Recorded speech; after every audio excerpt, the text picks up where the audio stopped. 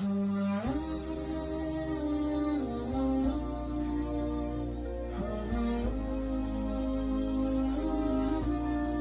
hamdalillah nahmaduhu wa nasta'inuhu wa nastaghfiruh wa nastahdihi wa nastarshiduh wa na'udzu billahi min shururi anfusina wa sayyiati a'malina may yahdihillahu fala mudilla lahu wa may yudlil fala hadiyalah.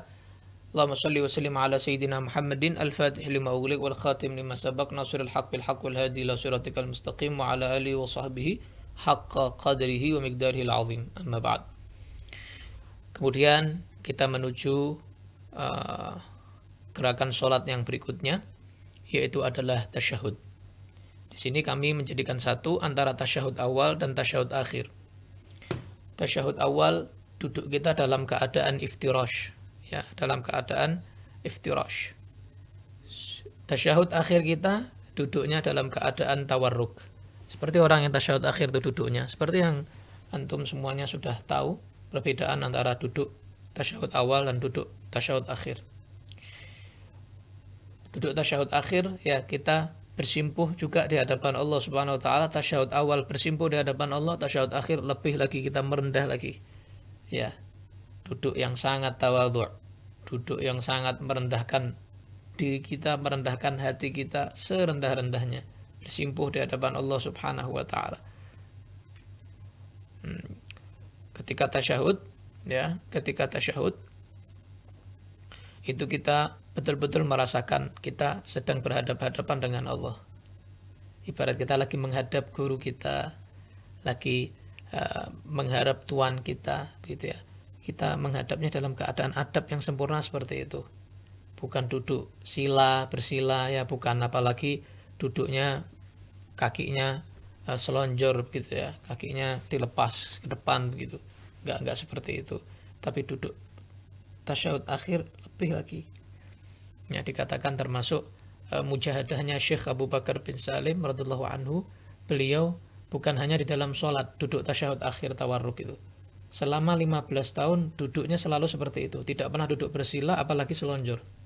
Duduknya dalam sholat ataupun di luar sholat selalu seperti tasyahud akhir. Duduk tasyahud akhir. Karena beliau selalu menyaksikan Allah. Karena selalu merasa diawasi Allah SWT.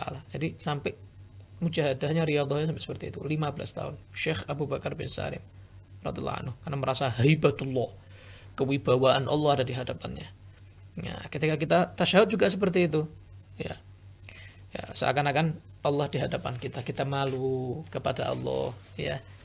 Kita malu. Terus kemudian kita mengucapkan apa yang diucapkan oleh Nabi saat Mi'raj, bertemu Allah Subhanahu wa taala. At-tahiyyatu. Rasakan semua jenis penghormatan itu hanya milik Allah. Dan al-mubarakatu, ya, keberkahan segalanya juga milik Allah. As-salawatu, ya, segala jenis rahmat, ya. At-tayyibat, segala keindahan, kebaikan, semuanya lillah, hanya milik Allah. At-tahiyyatul mubarakatus salawatut tayyibatu lillah.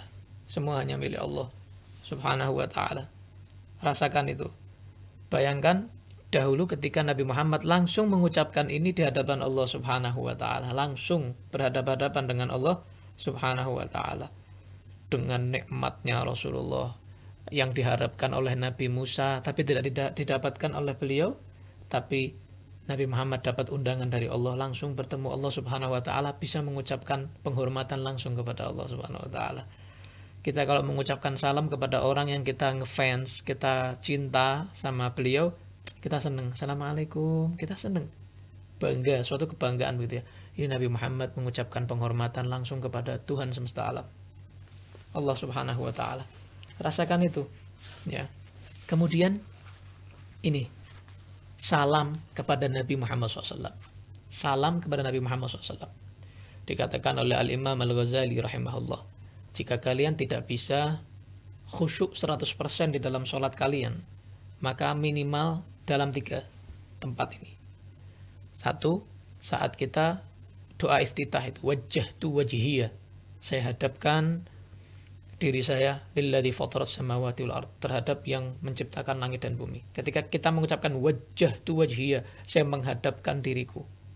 Saya menghadapkan diriku. Memberanikan diri untuk menghadapkan diriku. Nah, itu saat itu kita betul-betul fokus khusyuk. Yang kedua, saat kita mengucapkan iyyaka na'budu wa iyyaka nasta'in. Hanya kepadamu ya Allah kami beribadah, hanya kepadamu ya Allah kami minta tolong.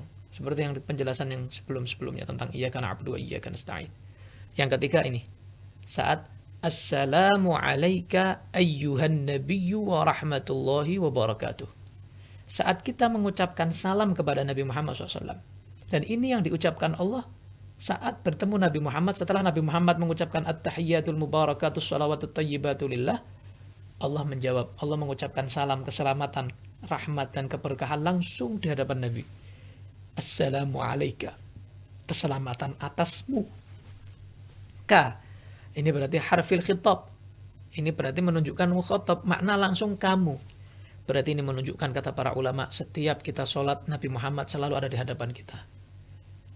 Kalau kita mau mendapatkan keberkahan yang lebih, rasakan itu. Saat kita mengucapkan assalamu alayka, keselamatan atasmu. Kalau orang bicara dengan kamu, itu pasti di hadapannya. Kalau nggak di hadapannya, assalamu alaihi, keselamatan atasnya. Oh ya, pakai kata ganti yang hi, orang lain, ya, orang yang nggak ada di depan kamu, nggak ada di hadapan kamu. Tapi ini kamu pakai assalamu alaika, berarti memang Nabi Muhammad ada di hadapan kamu, sallallahu alaihi wasallam. Ya, makanya ini termasuk rukun. Ya, kalau kamu ganti alaihi, nggak sah sholatnya.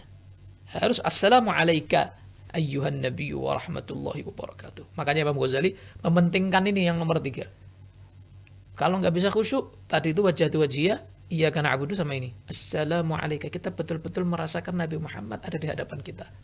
Sudah kita berhadapan dengan Allah. Kemudian ketika saat assalamu alayka, ditambah lagi keberkahannya dengan Nabi Muhammad sallallahu alaihi wasallam. Salat bersama Allah dan bersama Nabi Muhammad sallallahu alaihi wasallam, sang penebar rahmat, sang penebar keberkahan sallallahu alaihi wasallam. Ya. Rasakan itu. Saat salam kepada Nabi Muhammad SAW. Assalamu alayna. Kemudian Nabi Muhammad tidak melupakan umat-umatnya, orang-orang yang soleh, hamba-hamba yang soleh. Assalamu alayna, keselamatan atasku ya Allah, wa ala ibadillah sholihin, dan atas hamba-hambanya yang soleh. Jadi kalau kita meninggalkan satu sholat, na'udzubillah min dzalik, ada orang yang meninggalkan satu kali sholat, maka itu berarti telah berbuat zalim terhadap seluruh orang soleh di muka bumi ini. Kenapa? Harusnya dia dengan sholatnya mendoakan semua orang-orang yang soleh, dia tinggalkan itu. Bayangkan, sudah dia dosa sama Allah meninggalkan sholat, dan dia berbuat zalim, dia meninggalkan mendoakan semua orang soleh yang sudah dapat doanya dari Nabi Muhammad di hadapan Allah Subhanahu Wa Taala. A'udzubillah min dzalik. Dan ini luar biasa. Kalau Anda menjadi orang yang soleh, setiap orang Islam sholat, Anda mendapatkan doa. Kalau Anda termasuk orang yang soleh atau solihah, setiap orang sholat, orang Islam sholat, Anda mendapatkan doa. Dan itu dari Nabi doanya. Dibaca terus sama umatnya. Dapat doa. Seluruh dunia sholat, Anda didoakan ketika Anda termasuk orang yang soleh. Bayangkan seberapa tinggi derajatnya orang soleh.